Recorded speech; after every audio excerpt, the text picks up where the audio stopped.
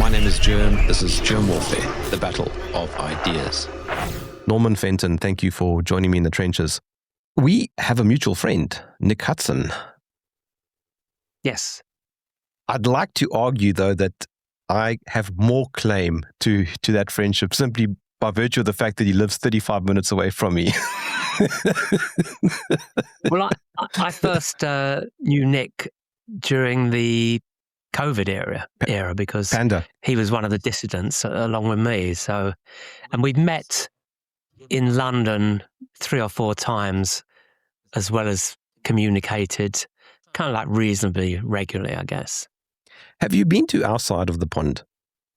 No, I haven't. I mean, it's rather difficult for me to travel long distances because my wife has dementia. She now lives in a care home, but I've been was a full-time carer up until a year ago when we moved to a home. So that's kind of like constrained my movements, really. I should have had you on my podcast a long time ago, and my apologies for taking this long to have you on.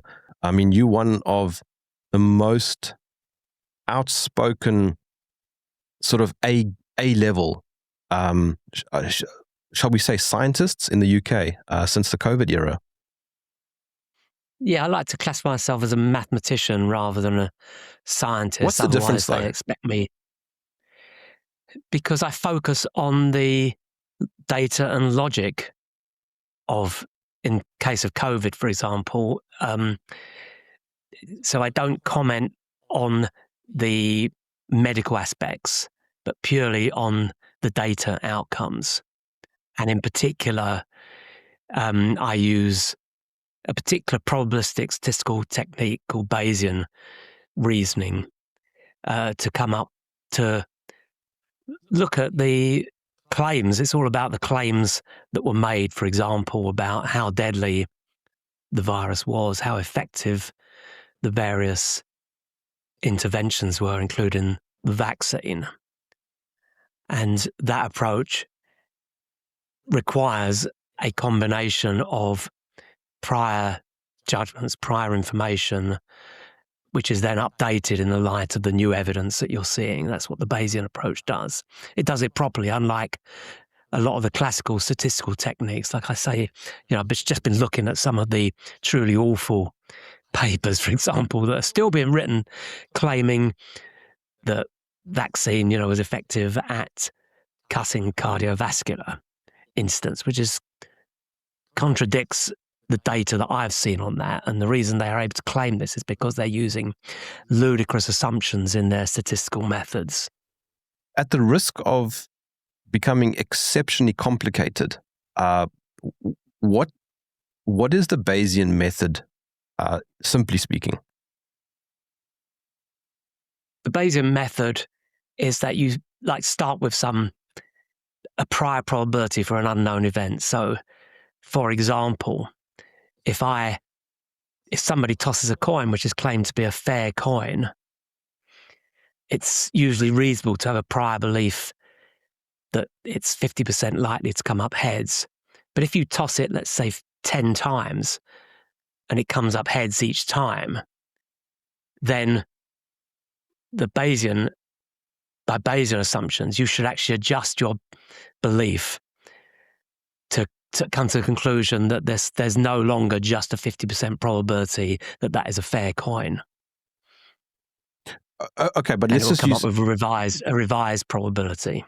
So, okay, but now, I mean, a coin is a coin, right? It's got heads and tails. Well, you don't know that. That's the thing. That's the prior assumption. Right. Okay. You don't know. For example, it might have been a double-headed coin. If there were 9 heads and 1 tails, then that rules out the double-headed coin hypothesis. What it wouldn't rule out is that it's a biased coin, that it's loaded in such a way that it's much more likely to come up heads. You'd have to do quite a bit more tossing to come to a definitive conclusion. You would expect that after 1,000 tosses, if it was a fair coin, you'd be roughly 500 heads and 500 tails. And at that point, with great confidence, from a Bayesian perspective, you'd come to the same conclusion as a classical statistical perspective. But if over 1,000 if over 1,000 tosses, you get, say, even if you got, say, 550 heads, you would actually be very confident that that was not an entirely fair coin. Right. Okay. So then if we replace the coin with an injection in the arm, Yeah. what do we see? So you'd have some prior belief, in this case, based on previous data about the probability, for example, that that will have some particular outcome. And then you're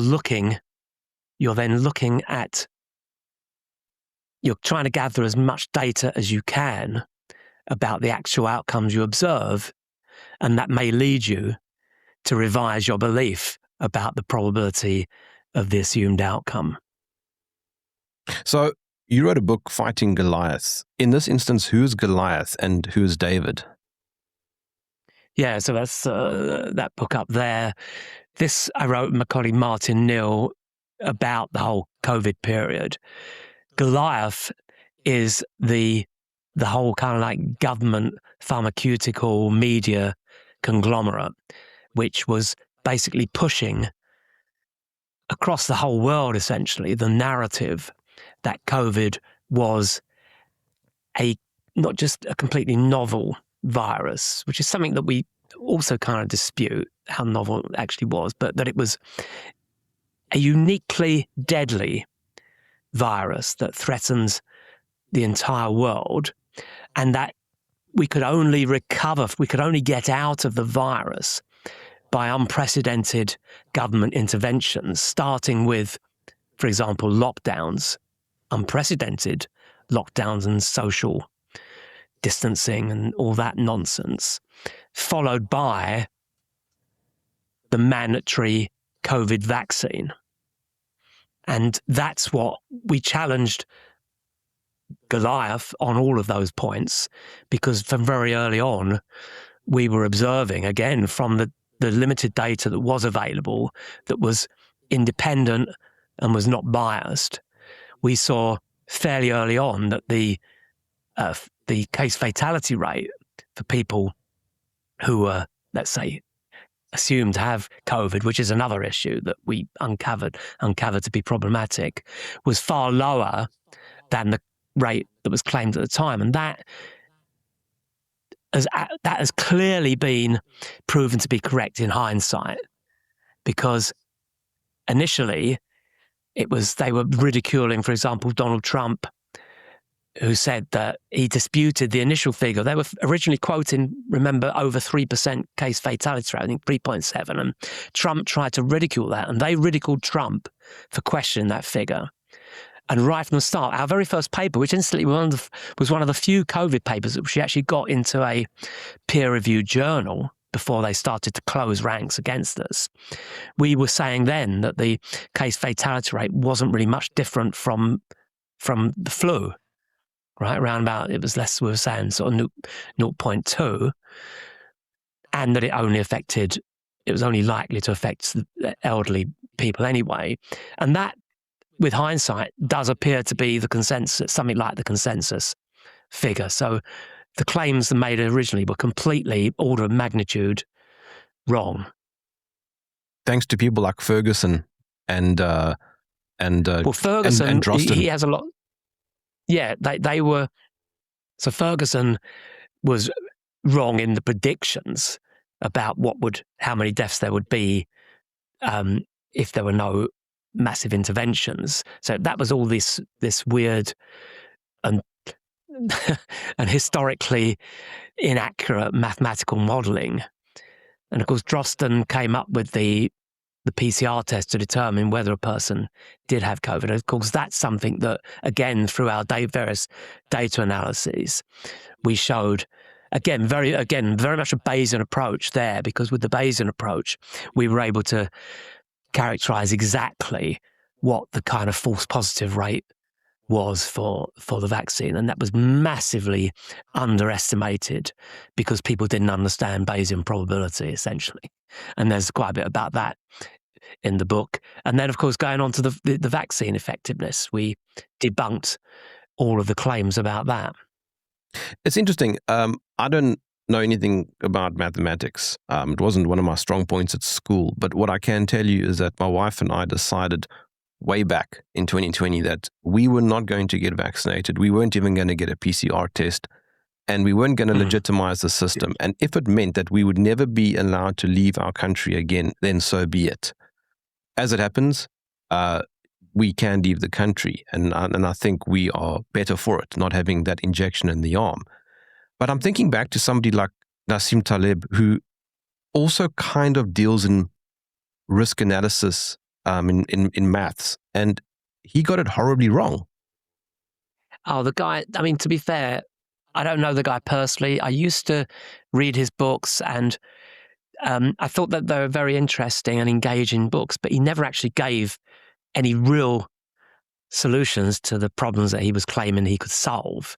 And during COVID, in fact, before COVID, he made some bizarre statements about the risk of climate change, which actually contradicted all of his previous beliefs, because he was essentially saying, well, we don't know what the real probability of the world ending because of man-made climate change. But because it's such a potentially catastrophic risk, we have to basically, again, have these massive global interventions which change the entire way of life of most people on Earth. So it completely contradicted, if you read his earlier books, what he would say about risk. So he was talking complete nonsense about climate change on the basis that he just fell into the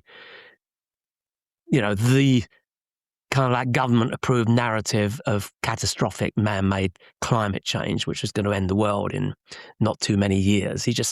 And if anybody believing that, you'll find actually exactly the same people who believed that were the people who believed that COVID was going to potentially destroy the world if we didn't have, again, these massive global interventions.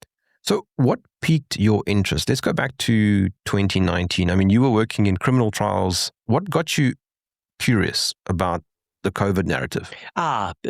Because from earlier than that, okay, I was, of course, doing a lot of the stuff on sort of forensic. I was using the sort of Bayesian approach to do reasoning and forensic DNA analysis, stuff like that. And so I used to do quite a lot of work, including expert witness work in that area.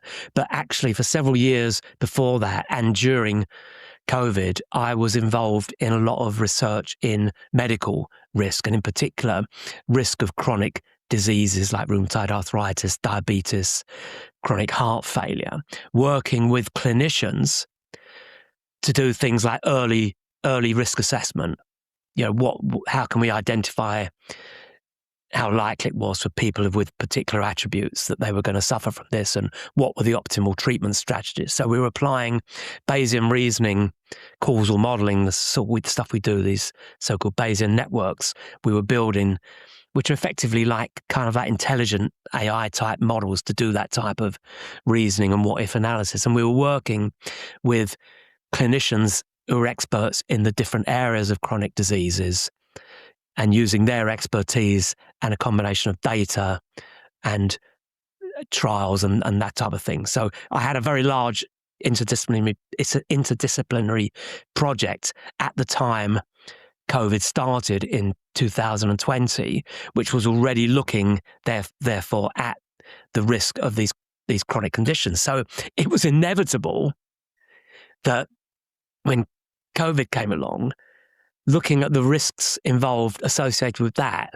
was very much in line with the work we were doing. And indeed, I had a number of clinical colleagues who were able to provide the necessary expertise in the original modelling that we did COVID. Because actually, again, before I was massively censored and cancelled, i.e.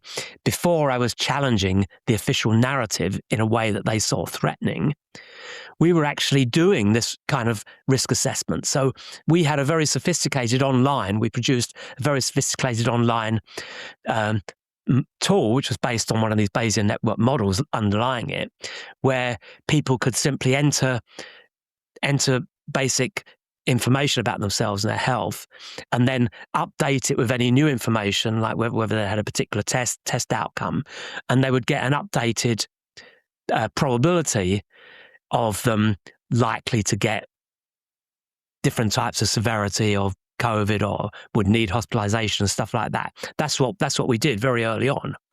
Of course, and at that point, that was very much kind of like appreciated by the blob, by Goliath, if you like. But that was about, we were doing that in kind of like the spring of 2020, but we were already seeing that the case fatality rates, as I mentioned earlier, this was just not as serious a issue as people making out. And in actual fact, what we were predicting, for people, the chances that people were going to be hospitalized and stuff like that, of course, were coming out to be very low. And of course, that was not appreciated. And thereafter, we discovered that even our predictions were wrong because we had assumed, they were an overestimate at that time, because we had assumed that people who tested PCR positive, we assumed that was a true gold standard. And we assumed that was genuinely people who had this deadly novel virus. And of course, that turned out to be completely wrong. And thereafter, a lot of our work from then on was actually doing the adjustments to predictions about what was happening in terms of the trends, COVID case rates, hospitalization rates, all of that stuff. It all had to be adjusted to take account of these false probability rates on these PCR tests. Basically, if you mass test a load of people, even if the so-called false probability rate, the probability that a person who doesn't have the disease tests positive, even if that's quite low, let's say 1 or 2%, if you're testing millions of people, then actually you're going to get most of the people who actually are testing positive don't actually have COVID.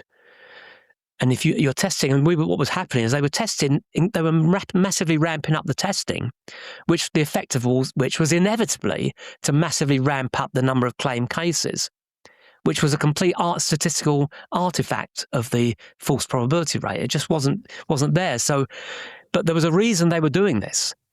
They were doing it starting the autumn, because in the summer of 2020, basically COVID almost went away. Right, it really dropped. And so they stopped the lockdowns in the UK and plenty of other cases. And students were allowed to go back to school and to university, and people were allowed to go back to certain jobs, in fact, most jobs, in the autumn, in September. But they could only do so if they were being tested, PCR tested or lateral flow tested every single day. So you had this unbelievable number, millions of people. It got up to over 1 million people a day were being tested, for example, in the UK. And the inevitable outcome for that was this observation of a massively increasing COVID rate, which incidentally was like 3 or 4 times, they were publicising 3 or 4 times the rates of COVID, incidence of COVID in the UK than at the peak, the supposed peak in the spring of 2020. But it was all because of this PCR testing. Yes, you have a slight increase because you're coming towards winter and you got the flu and everything else at that time. But there wasn't this massive so-called second peak, which they will claim. But they were claiming that second peak for a very specific reason. They needed that second peak to then say, right, we're going to winter now. Unless we have it, and they were going to then go another lockdown. Then they're going to, and they did. And then they said, well, the only way out of this lockdown now is the vaccine. Mandatory vaccine. And it was always going to be about the vaccine at that point. This was pushed by the governments and the pharmaceutical companies. I remember here in South Africa, it was very much the same thing. But what didn't make sense to me is the foundational claim that this was a highly contagious, deadly, novel virus. So here we have what we call townships. I suppose the international term would be a shanty town, I suppose, where you have large clusters of very poor people living in very, very close proximity. 6 people in a tiny little house, yep. And nothing was happening. We saw this. There were so many places all over the world where adjacent areas, one was claiming very high COVID rates and the other didn't have any instance. And of course, again, much of this was driven by the particular local responses to the so-called virus. So, for example, you will see lots of COVID cases if you start doing lots of testing in particular areas, as I've already indicated. That's already going to make a difference, just testing. Well, the same thing happened. The same thing happened with HIV/AIDS. They also used PCR testing to inflate the numbers. Yep. And also, not just that, but also the deaths, the hospitalizations and deaths actually is even worse, right? Again, all based on the localized responses to the virus. Of course, Nick Hudson is, we wrote, we did work with Nick Hudson as well on this, and he was very adamant about this, as are we, that these unbelievably localized high death rates, for example, in the spring of 2020 in places like northern Italy, in London, in New York, for example, they weren't genuine COVID death clusters. They were genuine increases in deaths due to the inappropriate response to the virus. So, for example, we know for sure that many deaths there were many unnecessary or earlier than should have been deaths of people in hospitals and care homes because they weren't getting the appropriate care that you need for a flu-type virus, or indeed any type. And many people were dying, being classified as PCR COVID deaths, dying with conditions like cancer, heart disease, etc., who just were coincidentally testing with this stupid PCR test for COVID. But a lot of those people not only were dying and classified as COVID deaths wrongly, but in many cases, there were times they weren't getting the care because hospitals were prioritizing COVID above all other conditions, including life-critical conditions. And then you had the ridiculous situation whereby relatively healthy people, would go in and then they'd be put on, respirators, totally inappropriate. In many cases, there's this respiration was because the staff were too scared to do anything else. They thought that was the way that they wouldn't get infected themselves. And you had the crazy situation of people who get a virus, like COVID or flu or whatever, what in many cases will end up killing people is bacterial pneumonia as a result of that. But because COVID wasn't, of course, bacterial, they in the UK, for example, they banned COVID patients. They stopped giving COVID patients the normal antibiotics which were basically needed for the bacterial pneumonia, and people were dying because of that. So, in the care homes, people were dying earlier than they should have done because they didn't have the family support. And I know from bitter experience how important that is for people in care homes. If the families are denied access to their loved ones in care homes, they're going to die early. Simple as that. Before we go any further, because of the nature of my show and the audience that I have, there's been very vigorous debate over the years around the actual existence of SARS-CoV-2. I certainly wouldn't stick my neck out and go the full distance with people who argue that, which includes my close colleague Martin Neal and includes Nick Hudson as well. I don't feel that there's sufficient data, and I don't feel I have the sufficient medical expertise to make a judgment on that. What I would say is that based on the I think that what I do believe is that there was something slightly, there was a slightly novel coronavirus, but we get these all the time. And therefore it only became an issue because they decided that was what they were going to test for. So in that sense, that it's nothing, because actually if you wanted to look for a novel virus, you can find one anytime you want. And if you want to blow that into a global pandemic, you could do it in the way they did it. And of course, the psychological campaign to frighten people, to scare people, enormous negative medical implications of that. You focused quite a bit on ONS vaccine data. What did you find? We found that once you took account of the fact that the data was skewed by misclassifying vaccinated people with COVID. What they do, they misclassified people who were PCR positive and therefore classified as a COVID case within 3 weeks of the vaccination. They classified those people as unvaccinated, which is, of course, completely ridiculous. In fact, it's known that one of the most likely times you're going to get COVID is within the first few days or 2 or 3 weeks of a COVID vaccination.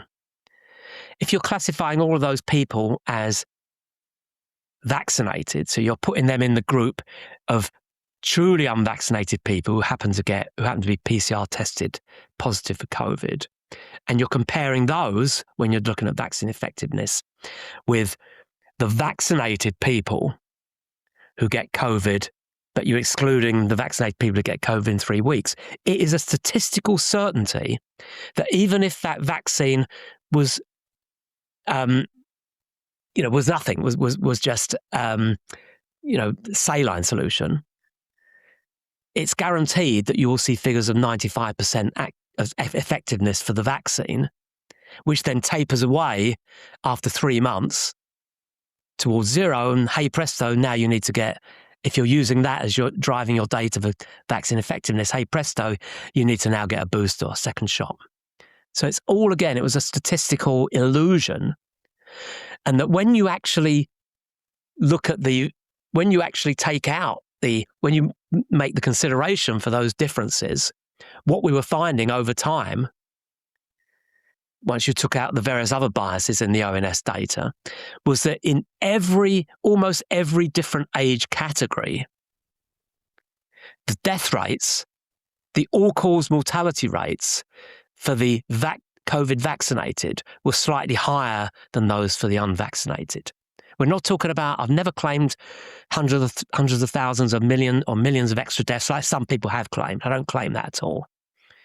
But there was certainly an observable increase in all-cause mortality in the vaccinated. And I think I did one report, based on I can't remember, 2022 to 2023 data in the UK, which argued that there is a case for the COVID vaccines causing an extra something like 20-odd thousand deaths in the UK.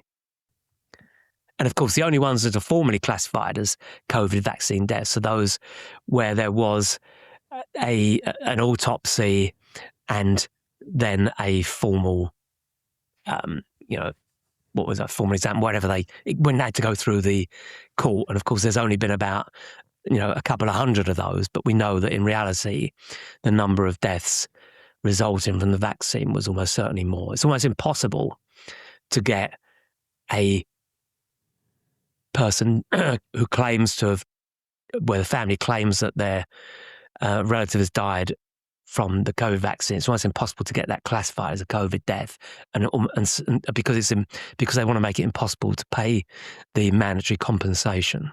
It's the same thing with AIDS here in South Africa. I don't think, I might be wrong on this, but there was a period in time where doctors were not allowed to say cause of death was AIDS.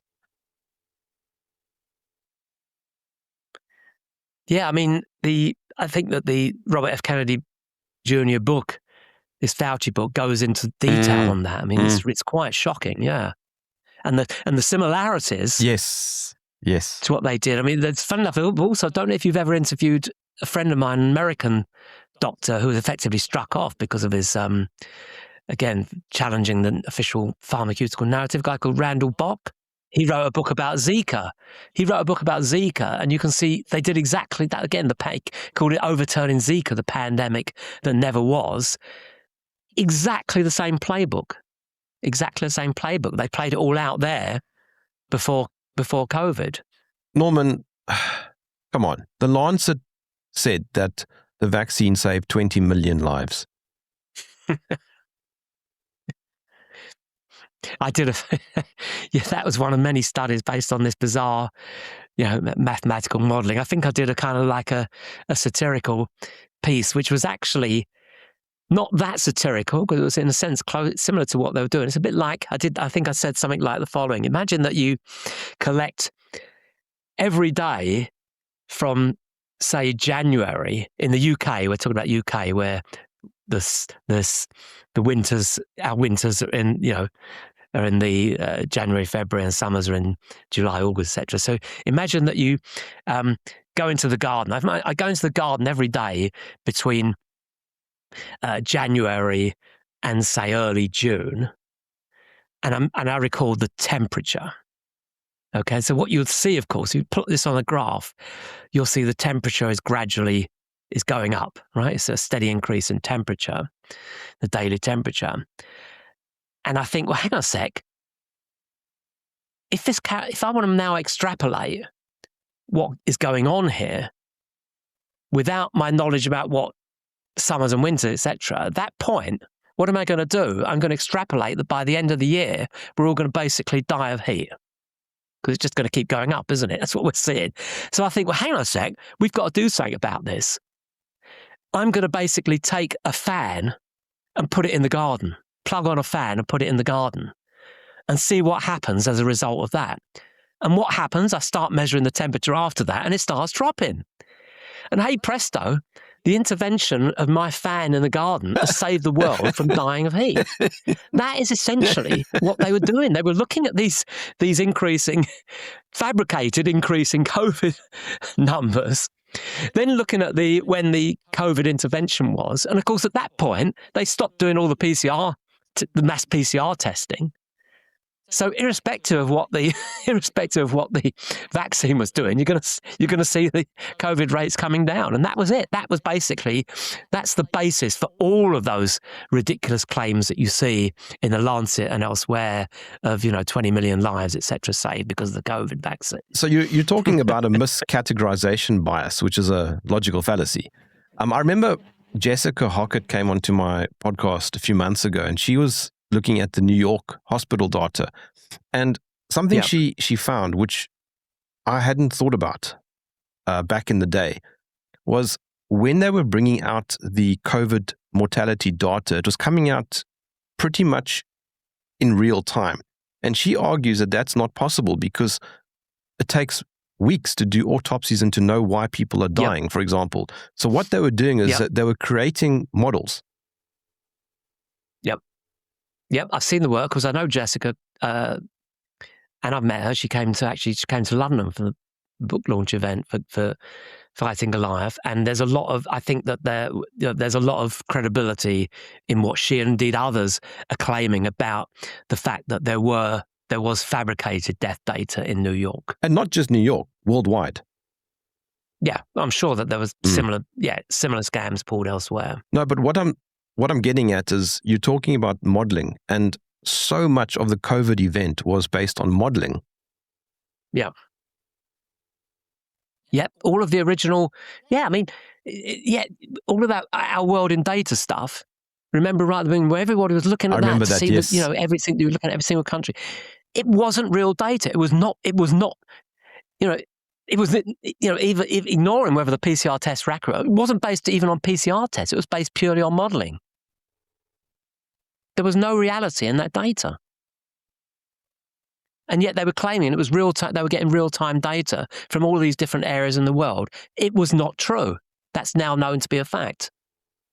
What's happening, and of course we did write about this, is that anybody who published, submitted or even managed very rarely to publish an article in a peer-reviewed journal that actually did show that there was excess mortality from the vaccines, or who did even show that COVID wasn't as deadly a virus as was being claimed. Anything that challenged the official narrative.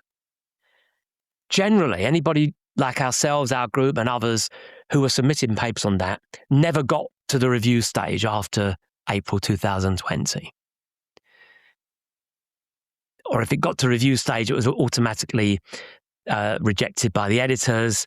Very rare cases, it might have been sent to review, and even the reviews were favourable, they would then make sure it couldn't be published because they would bring in some other reviewer who rejected it. But in the main, they weren't even getting reviewed. We couldn't even get them into the preprint servers and stuff like that. We had to go to, the only one that would take it was a thing called ResearchGate. Now, in very rare cases, there was a very small number which managed to get through. And almost every one of those that managed to get through has since been forced to a redaction on it for the most ridiculous reasons. Whereas papers that, for example, were published in Lancet with the kind of ridiculous claims that we've spoken about, and one in particular that we challenged, which was the biggest observational study claiming the Pfizer vaccine was 95% effective. We submitted a complaint about that, just a rebuttal letter. We weren't even asking for redaction, just a rebuttal letter. And they wouldn't accept that. And it took them 18 months to reply to it. And in the end, it was almost like a bit of a scandal, because when I posted a tweet about their response after 18 months, which incidentally said the reason they couldn't publish our letter was because the lead author of the paper we were criticising had not responded to it. So the lack of response was a sufficient reason not to publish our letter pointing out the errors in the paper. And then there was a big reaction. They invited us to resubmit the letter.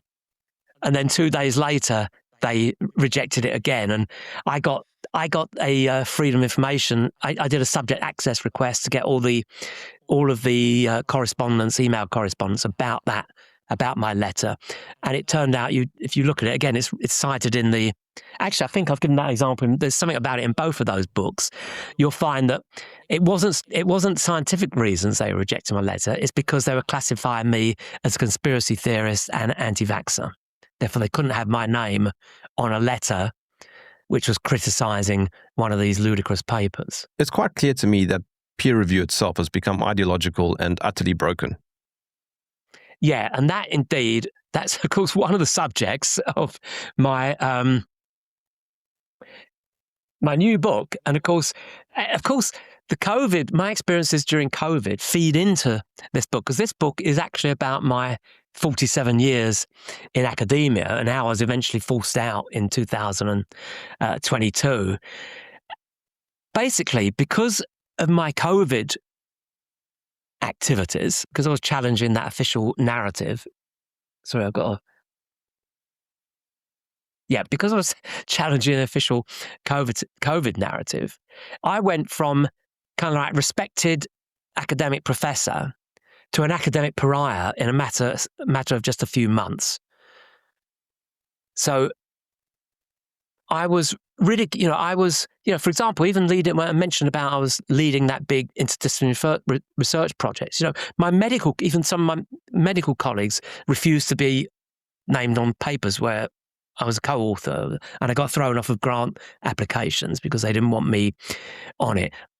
My lectures got cancelled, not just at my host institution, Queen Mary, but external lectures, including lectures which were nothing about COVID. In fact, one major example, big NHS conference, was actually going to be talking about the work we were doing in risk assessment in those chronic conditions using these sort of AI models.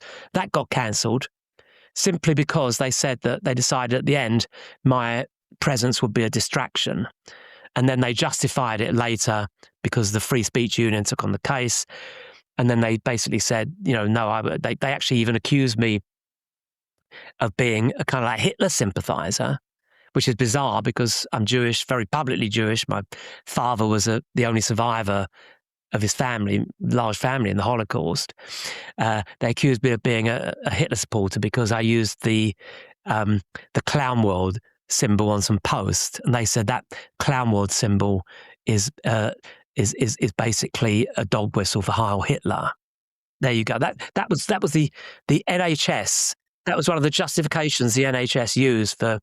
And incidentally, that was it was a kind of a posterior justification, because they said, after they cancelled me, then they discovered they were right to have cancelled me because of these kinds of posts. So you've got all that nonsense. So basically, this happened, right? But it was going this way anyway. It wasn't just COVID. In fact, this new book, there's only just, of course, it talks about my experience during COVID at the end, because that's what ultimately led to my to me, been effectively forced out of academia because there was obviously no future for me there. But I wrote this big book because because I regard academia certainly as being responsible for a lot of the major problems during COVID. It was academics who drove the ludicrous modelling. It was academics who were driving the nonsense on the testing and the claims of vaccine effectiveness, all of that stuff. It was academics, who were advising the government to lock down, right? You even had in the UK on the government's SAGE committee, which was basically set up as the task force for, how to respond to COVID. The person in charge of the behavioural insights on that was a self-declared communist professor called Susan Mickey, who was openly boasting about the need to exaggerate. We need to use these nudge techniques, behavioural techniques to exaggerate, to create much greater fear than was maybe necessary. They wanted to create the fear because otherwise they weren't going to force people into lockdowns and stuff like that. So it was academics who were behind it. And it was academics also, I believe, and this is another recurring feature in the book, behind this whole man-made climate catastrophe narrative as well. And generally, what the book talks about is the fact that, the universities, people have no understanding. I want to get clear. People outside of university have no understanding of how awful they are and how different they are to what people perceive them to be. So it's not just a question of them educating the elites who shape. I mean, they do educate. This is the thing. They do educate the elites. And by elites, I mean everybody who then goes into the institutions, the people who shape the assumption, values, ideologies that govern public life. And they've all basically been indoctrinated with the dominant ideology that's been in universities for many years, going back decades. And that ideology is increasingly based around cultural Marxism, globalism, critical race theory, and identity politics. And it's all about interpreting society through the lens of power, oppression, and group identity. And so you get each cohort of indoctrinated graduates become the politicians, the civil servants, the lawyers, the police, the journalists, the media stars, and the regulators of tomorrow. And that's what this book is about. And it's actually also about corrupt is well, but how overrated and ludicrous much of academia is. And the other recurring theme in it, and which of course has driven a lot of that ideology and identity politics that I mentioned, is this whole DEI, diversity, equity, and inclusion infrastructure, which is, although people know about it, not just about in universities, and incidentally, of course, I mean, I know Trump's tried to do something about it in the States, but from a UK perspective, it has become dominant throughout our society, but it's especially dominant in the universities, which is why, incidentally, now the book, at least the first print run of the book, was written just before, I don't know if you know about this Jason Arday case at Cambridge University. So it's a big, big story. It made it into international news. Basically, there's this guy called Jason Arday, who was the youngest black professor ever appointed at Cambridge University in 2023. But he had this bizarre backstory that he couldn't speak until he was 11, that he couldn't read and write until he was 18, that he had multiple brain tumours, that he nevertheless had performed these unbelievable physical feats like 30 marathons in 30 days, one of which was he'd broken his leg and it's swollen to twice the size. And he then somehow from that managed to do a PhD, which is subsequently, the allegations, I mean, they are allegations, but I advise you to look at the multiple reports on this. He basically plagiarized it from an MSc thesis, massive, great chunks of it, and then subsequently got some really weird academic posts before very, very rapid rise in a couple of years to first he suddenly became a professor at Glasgow on the basis of almost no academic credibility whatsoever.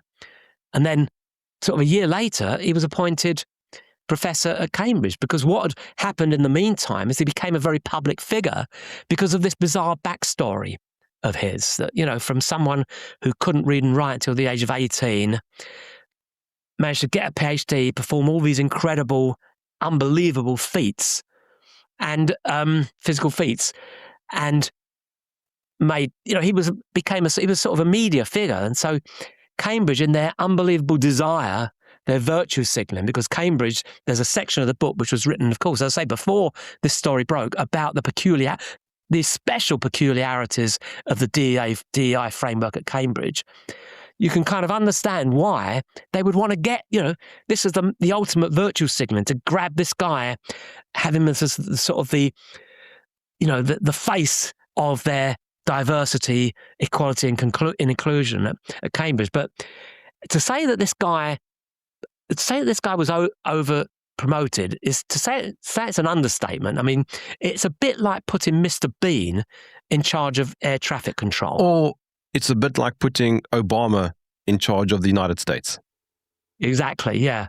Exactly. But I think this is even more exaggerated than that. So it's a really, really bizarre case. But this book explains exactly why. I mean, there's a section, I want to just read this out because this is really quite critical. So Cambridge University has this so-called behavioural attributes framework, which it applies to every single person who applies for any post at Cambridge or any appointment or any promotion. So this is for all staff, internally and externally. Okay, it's called the behavioural attributes framework, and it's got a number of different attributes which people are have to be judged on in their applications. They have to make when they apply, have to explain how they fit with the necessary attributes. So you'll have obviously reasonable attributes like, I don't know, scholarship or whatever, but that will have different levels, A, B, C, D, or E, depending on whether you're applying for a professorship or to be a cleaner, right? So you've got different levels, okay? But there is one attribute which is called valuing diversity, which only has a single level, and that's a level A. Every single person has to explain in their applications or including their promotion applications how they satisfy the value diversity attribute. And I can tell you what they have to do for this. I'll read out things. It includes they have to show how they will promote an inclusive environment. Next one is quite chilling. You have to challenge or report attitudes. You have to show that you have to confirm that you will challenge or report attitudes deemed inappropriate. In other words, you've got to snitch on people with whom you disagree. And they will decide who you can disagree with. And generally, that will not, we know the kind of people obedience to the state. The state. And the final one, affirm a broad range of cultural outcomes, beliefs, and values. So basically, you have got to show this tremendous ideological commitment to the whole DEI nonsense. Otherwise, you won't get a job. And when you see that, you can see exactly how someone like Jason Arday got appointed as the youngest black professor at Cambridge University. It does make you question, though, where this stuff comes from.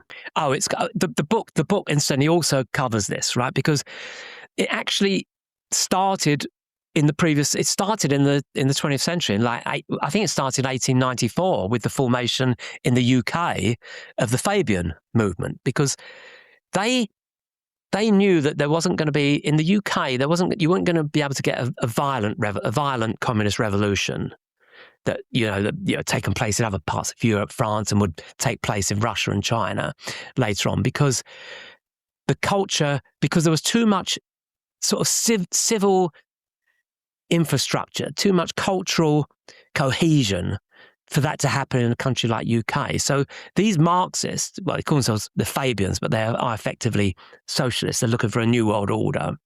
People like George Bernard Shaw was one of the first ones. They decided that the way they would achieve this new world order would be through the gradual infiltration of the institutions.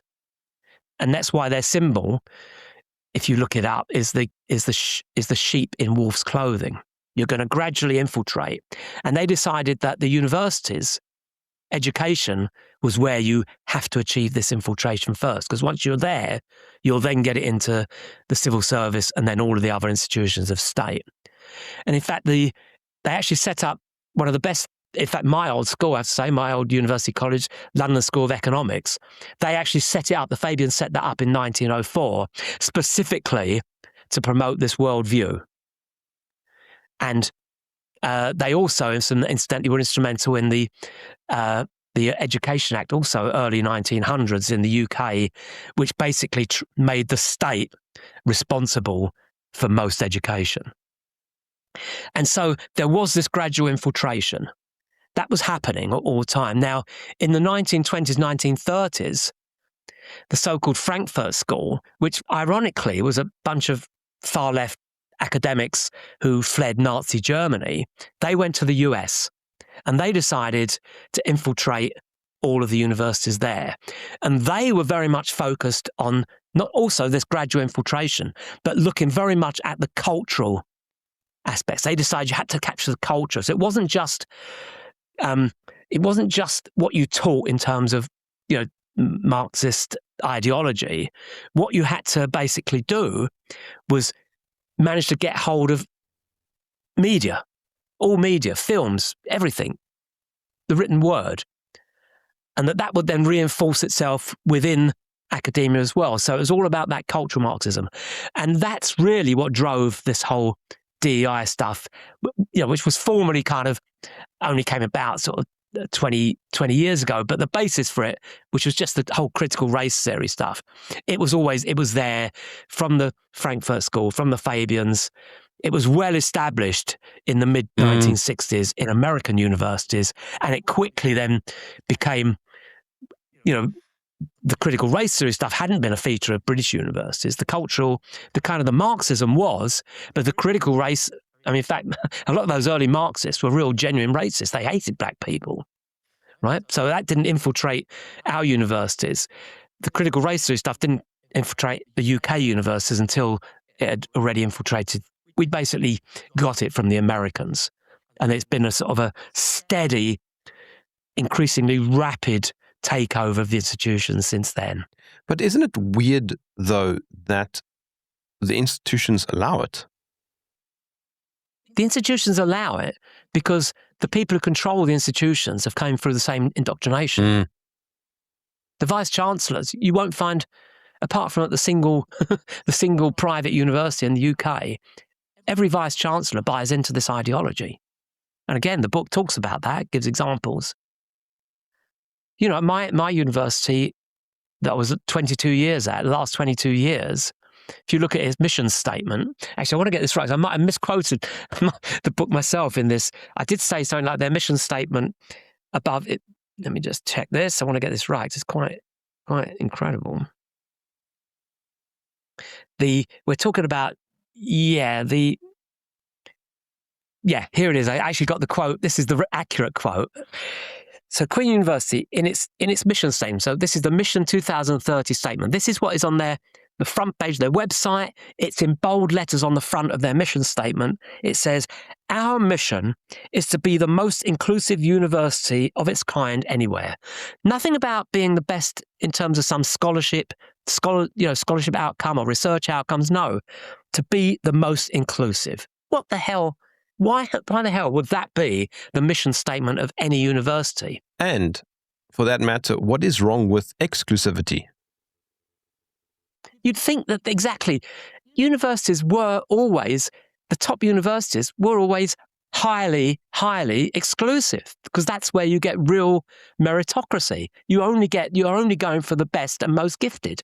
And that has been blown out of the window by the idea that there should be universal university education for everybody. Most of it's junk. even a lot of the hard sciences has become junk because of the capture of the journals and the awful state of peer reviewing as well. I mean, as Brett Weinstein said, I did an interview with him during COVID, and we touched on this issue. And he said academia is like a dog with rabies. There's no saving it. It's time to get a new dog. And that's essentially the message of my book. And the final chapter of the book explains how we might achieve that. You've got to get rid of the system has to be overturned.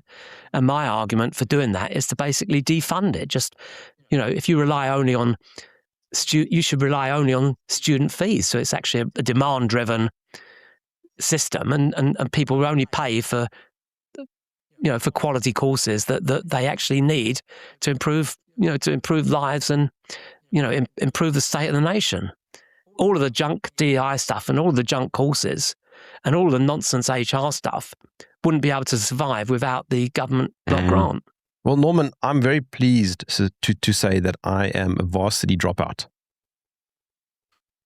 Well done. And I need to, and I'm pleased to have had the interview because I need to go and visit my wife. I know your time is tight. Quickly, how can I follow your work and get your books?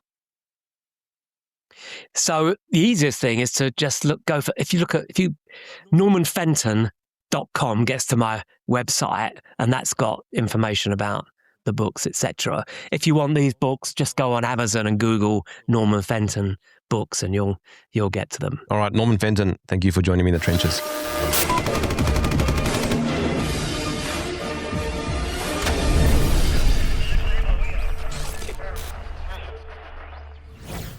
Thank you for watching to the end of this video. If you got value from it, consider joining as a channel member, which directly supports what we do here. The link is right below. And if you're hungry for more, here are 2 more videos for you, and we'll see you in the next one.